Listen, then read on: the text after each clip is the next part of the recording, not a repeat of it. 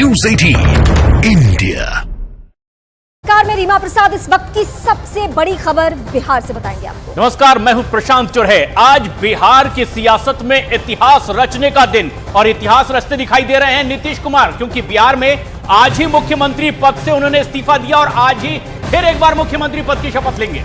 बिहार में चाहे जो समीकरण बने, जिस समीकरण का गठन हो, फिट बैठते हैं नीतीश कुमार। चाहे इधर रहे उधर रहे, नीतीश कुमार को ही मुख्यमंत्री पद की शपथ लेनी है। यही स्याह सच्चाई कहिए या कड़वी सच्चाई कहिए, जो कहिए, सच्चाई यही है कि 9वीं दफे आज एक बार फिर सीएम नीतीश कुमार सीएम ही बनेंगे। अभी कुछ घंटों के लिए कार्यकारी सीएम उनको कह सकते हैं आप। और बिहार में अब की बार एनडीए सरकार का गठन। नीतीश कुमार ने राजभवन पहुंचकर सरकार बनाने का दावा पेश कर दिया। उससे पहले अपने पद से इस्तीफा दे दिया और शाम करीब 5 बजे नई सरकार का गठन भी हो जाएगा। तैयारियां मुकम्मल कर ली गई है। उनके साथ कौन कौन मंत्री पद की शपथ लेगा, यानी मंत्रिमंडल में साथी कौन होंगे, लगभग पूरा फॉर्मूला तय, नाम भी पूरी तरह से तय। बिल्कुल 25 तारीख, वो तारीख जिस दिन कैबिनेट की बैठक होती है। तेजस्वी और सीएम नीतीश कुमार एक दूसरे को देखते भी नहीं है, और ये बीते 48 घंटे की स्थिति ऐसी बदलेगी बिहार की राजनीति में कि अब 9वीं दफे शपथ होने जा रहा है शाम 5 बजे राजभवन में। हालांकि नीतीश कुमार जब भी शपथ लेते हैं कोई भव्य कार्यक्रम नहीं होता, क्योंकि इतनी आनन फानन में एक ही दिन में इस्तीफा, कुछ घंटों में क्या होता है शपथ ग्रहण। और शपथ कहाँ होता है? राजभवन में। राजभवन कहाँ है? इक्काने मार्ग, यानी सीएम आवास से जो राजभवन है, सीएम हाउस से, उसकी दूरी कितनी है? वॉकिंग डिस्टेंस है, मतलब पैदल चल के आप जा सकते हैं। लेकिन इससे पहले दिल की बात जुबां पर आई और नीतीश कुमार ने अपनी व्यथा सुनाई कि आखिरकार उन्हें अपने पद से इस्तीफा क्यों देना पड़ा, क्यों आरजेडी और कांग्रेस का साथ छोड़ना पड़ा। इस्तीफा देने के बाद राजभवन से निकले और उन्होंने कहा कि अब आरजेडी के साथ निभाना मुश्किल ही नहीं, बहुत मुश्किल हो रहा था। और जिस तरह से लोगों से उन्हें राय मिल रही थी, आखिरकार उसी राय पर उन्होंने अमल किया है और यह कदम उठाया। आप सिलसिलेवार तरीके से आपको बताते हैं हुआ क्या क्या है। अभी तक इस्तीफा सौंपने के बाद नीतीश कुमार ने सरकार छोड़ने की कई वजह गिनाई है। वो वजह क्या क्या है, एक एक करके आपको बताएंगे प्रशांत। उन्होंने सीधे तौर पर आरोप लगाया कि आरजेडी के साथ गठबंधन में काम करने में दिक्कत हो रही थी, और इस गठबंधन की वजह से उनकी पार्टी के लोगों की भी नाराजगी थी।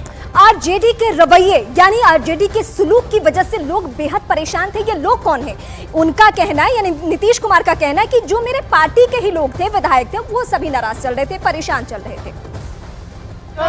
नौबत क्यों आई ऐसी?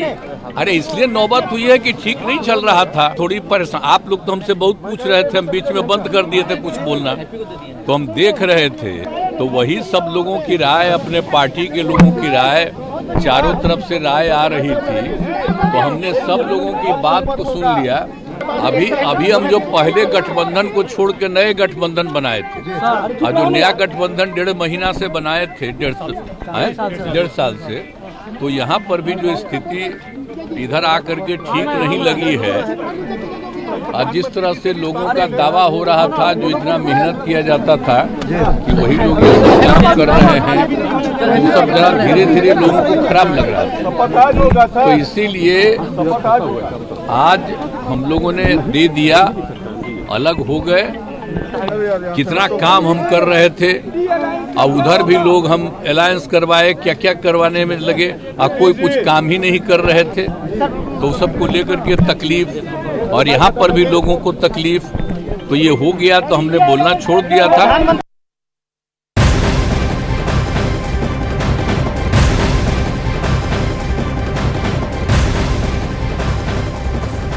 और बड़ी खबर इस वक्त बिहार की सियासत से ही जुड़ी हुई जो आ रही है, किस तरह से अपना दर्द नीतीश कुमार ने खुद बयां किया है और बताया कि ये कदम उठाने की आखिर वजह क्या थी। और अब 8 मंत्री शपथ लेंगे नीतीश कुमार के साथ। इस पूरे मंत्रिमंडल में कौन होंगे उनके साथ, उन नामों की फेहरिस्त आप देख रहे हैं न्यूज़ 18 इंडिया पर।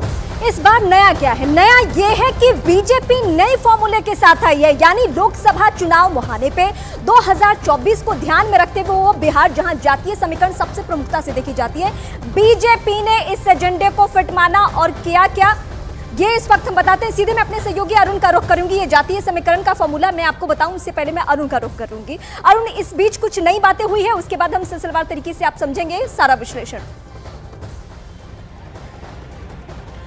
देखिए, बड़ी बात तो यह है कि 5 बजे स्पष्ट रूप से अब यह तय हो गया है कि शपथ ग्रहण का समारोह होगा। उनके साथ न सिर्फ उप मुख्यमंत्री बल्कि और मंत्री भी शपथ लेंगे, ये भी तय हो गया है। कौन मंत्री शपथ लेंगे उनका नाम भी तय हो गया है और उसके बाद मंत्रिमंडल विस्तार भी बहुत जल्दी कर लिया जाएगा। ये सारी बातें तय हैं। बड़ा सवाल ये है कि 2024 के लिए सीट शेयरिंग, देखिए समय कम है। एक तरफ तो इंडिया गठबंधन की सीट शेयरिंग की बात करने के लिए भूपेश बघेल आने वाले थे पटना, लालू से बात भी हो गई थी, नीतीश कुमार से बात करने वाले थे, लेकिन अब वो तो चला गया पर्दे के पीछे। अब नए सिरे से बीजेपी, जेडीयू, हम और तीसरा जो चौथी जो पार्टी है चिराग पासवान, उनके बीच में सीटों का समझौता होगा। 40 सीटों में कौन कितनी सीटों पर लड़ेगा, ये अगला जो कदम होगा वो एनडीए सरकार का होगा, सीटें फाइनल करना। तीसरी जो बात है, सरप्राइजिंग एलिमेंट अब शायद कुछ रहा नहीं, क्योंकि भारतीय जनता पार्टी ने तय किया कि जो पुराने उनके चेहरे थे, चाहे वो मोदी हो, जो उप मुख्यमंत्री यहाँ थे, उनको इस बार नहीं बनाया गया है। उसके पहले जो वो उप मुख्यमंत्री थे, उसके बाद 2 उप मुख्यमंत्री थे, ताराकिशोर प्रसाद और रेणु, उनको दोनों को नहीं बनाया गया है। सम्राट चौधरी जो प्रदेश के अध्यक्ष थे उनको बना दिया गया और विजय सिन्हा को। तो कास्ट कॉम्बिनेशन जो बिहार की उसको संतुलित करने के लिए भारतीय जनता पार्टी ने अपनी तरफ से नाम दिए और वैसे ही नाम जेडीयू की तरफ से है। कुल मिलाकर के जातियों का एक ऐसा गुलदस्ता है जो 2024 में एनडीए की नैया यहां पर पार लगाएगा, जो इंडिया गठबंधन के रहते मुश्किल नजर आ रहा था। और ये लगभग अब तय हो गया है। हमारे वरिष्ठ सहयोगी अमिताभ सिन्हा लगातार हमारे साथ बने हुए हैं। अमिताभ, ये तो उन लोगों के नामों की बात हो गई जो शपथ लेंगे, लेकिन शपथ ग्रहण में जाएंगे कौन कौन, वो भी आतुरता लोगों को सुनने की है। देखिए, मुझे नहीं लगता इतनी तामझाम होगी या इतने स्टेडियम में और कहीं राजभवन में शपथ होना है। पार्टी अध्यक्ष जेपी नड्डा पहुंच रहे हैं वहाँ पर। नीतीश कुमार अपनी पार्टी के सर्वमान्य नेता हैं, तो मुझे लगता है आमतौर पर नेता विपक्ष को बुलाया जाता है, लेकिन अभी विपक्ष ये तो बना ही नहीं है। अभी पहली बार बिहार में ऐसा ही होता आ रहा है कि विपक्ष बदल जा रहा है लेकिन बिहार में सीएम नहीं बदल रहा है। ये बड़े अरसे से हम लोग देखते आ रहे हैं। तो छोटा समारोह है, बीजेपी अध्यक्ष जेपी नड्डा वहाँ पर रहेंगे और नीतीश कुमार तो खुद रहेंगे ही और गवर्नर के सामने छोटे समारोह में शपथ ली जाएगी। तो मुझे लगता है गणमान्य लोगों की बात बाद की बात है। एक सरकार जो पहले भी चल रही थी, उसी सरकार को दोबारा लोग जुड़ रहे हैं। लेकिन सबसे बड़ी बात है कि 2 डिप्टी सीएम में 2 नए ऐसे चेहरे हैं, यानी बीजेपी ने इस बार प्रयोग किया है और पिछली बार से बदल कर प्रयोग किया है। और इस बार कोशिश ये हो रही है कि बीजेपी की तरफ से ऐसे लोग भी सामने आए जो राजनीति में भी अनुभवी हो और जनता के बीच में भी जा सके। अमिताभ जी, एक सवाल मैं यहाँ पे जोड़ना चाहूंगी। वाकई जातीय समीकरण का ही ध्यान में रखते हुए बीजेपी ने ये 2 चेहरे, विजय सिन्हा जो कि जनरल कास्ट से आते हैं और लवकुश समीकरण में फिट बैठते हैं, सम्राट चौधरी, उन्हें मौका दिया गया है। लेकिन जेपी नड्डा का आना, क्या ये जो थोड़ी बातें चल रही थी कि बीजेपी के कार्यकर्ता नाराज है, कुछ सीनियर लीडर्स नाराज हैं कि आप फिर क्यों जा रहे, क्या ये मैसेज देने के लिए कि हम सब साथ हैं, एकजुटता है, पार्टी के सर्वे सर्वा जो नेता है संगठन के लिहाज से वो यहाँ पहुंच रहे हैं? बिल्कुल, ये बीजेपी स्टेट यूनिट में तो अरसे से नाराजगी थी। अब सीधे सीधे तलखी में लोग अपनी टिप्पणियां भी कर रहे थे नीतीश कुमार पर। आपको याद होगा अभी कल परसों भी जब हंगामा चल रहा था कि बीजेपी के साथ दिल्ली में जब नेता मिल रहे थे, उस समय बीजेपी बिहार की तरफ से ऑफिशियल ट्वीट भी आई थी शराबबंदी को लेकर, बिहार में शराब के अवैध व्यापार को लेकर नीतीश कुमार पर बीजेपी की बिहार यूनिट ने भी सीधा निशाना साधा था। तो मुझे, और अब हर नेता वो कल था, चाहे दिल्ली के कैबिनेट मंत्री गिरिराज सिंह हो, चाहे बिहार के कोई भी प्रवक्ता हो, सीधा निशाना साध रहा था। उस बिहार बीजेपी की बिहार यूनिट को मुझे लगता है कि केंद्र सरकार, केंद्रीय नेतृत्व, हाई कमांड ने कुछ आईना दिखाया है कि लोकसभा चुनाव में ये हमारी ज़रूरत भी है।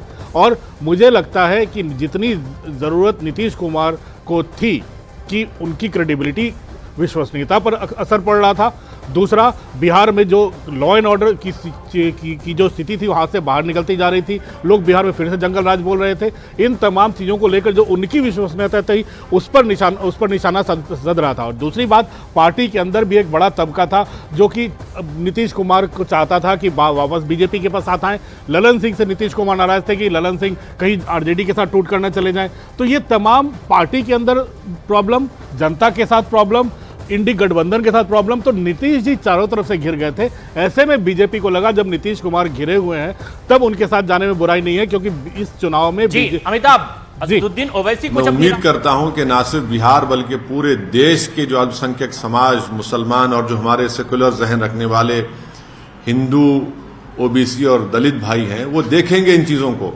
कि कैसे सेकुलरिज्म के नाम पर चुनाव में तो वोट लिया जाता है और उसके बाद फिर आपकी वोट को ले जाकर आरएसएस और मोदी के झोली में रख दिया जाता है। तो उम्मीद करते हैं कि वो इससे एक इसका नोट लेंगे और उन पार्टीज का साथ देंगे जो आपकी एक पॉलिटिकल लीडरशिप को डेवलप करना चाहती है। सर, आप किस पार्टी की बात कर रहे हैं? सर, एक मिनट। आप वहाँ के जितने सियासी खिलाड़ी हैं, आप सबको एक लाइन से दोषी ठहरा रहे हैं। बिल्कुल। और तब विकल्प कौन है? आप विकल्प हैं? नहीं, विकल्प का नहीं बात, नहीं, विकल्प की हम बात नहीं कर, वहां तो विकल्प रहा ही नहीं। अब सब ने, तीनों ने मिलकर तो बिहार की जनता को धोखा दिया है। हम चला तो संभवतः वो विरोध आगे भी रहेगा। मैंने हमेशा माना है कि उनकी नीतियों ने बिहार का विकास नहीं किया। ऐसे में नई सरकार जो एनडीए की वहां पे बनी है, उस सरकार में अगर भारतीय जनता पार्टी के विजन को लोक जनशक्ति पार्टी रामविलास के बिहार फर्स्ट, बिहारी फर्स्ट के विजन को जोड़ा जाता है और हम लोग सही मायनों में बिहार को उस विकास की राह पर लेकर चलते हैं जिससे बिहार अभी तक अछूता रहा है, तो यकीनन ये हम लोग के लिए एक सफल निर्णय होगा। आप नीतीश कुमार का स्वागत कर रहे हैं सर, आप नीतीश कुमार का एनडीए में स्वागत कर रहे हैं। फिलहाल नीतीश कुमार से कोई आपत्ति नहीं है? देखिए, जैसा मैंने कहा कि एनडीए की सरकार बन रही है, लोक जनशक्ति पार्टी रामविलास चिराग पासवान मजबूती से मैं मेरे प्रधानमंत्री आदरणीय नरेंद्र मोदी जी के साथ खड़ा हूं। उनके हर फैसलों के साथ मैं खड़ा हूं। जरूरी नहीं है कि आप गठबंधन में जब हों तो हर फैसले से आप सहमति हों, हर फैसले से आप खुशी हों, पर राष्ट्र हित में जब फैसले लिए जाते हैं, देश हित में जब फैसले लिए जाते हैं, यकीनन इस बात को भी नहीं झुटलाया जा सकता है कि आज हम लोग चुनाव की पूर्व संध्या पर हैं। आने वाले दिनों में लोकसभा के चुनाव हैं जो कि बहुत महत्वपूर्ण हैं। ऐसे में बड़े लक्ष्य को साधने के लिए यकीनन कई और ऐसे फैसलों को लिया जाता है या लेना पड़ता है जिससे आप संभवतः पूर्णतः सहमत नहीं हैं।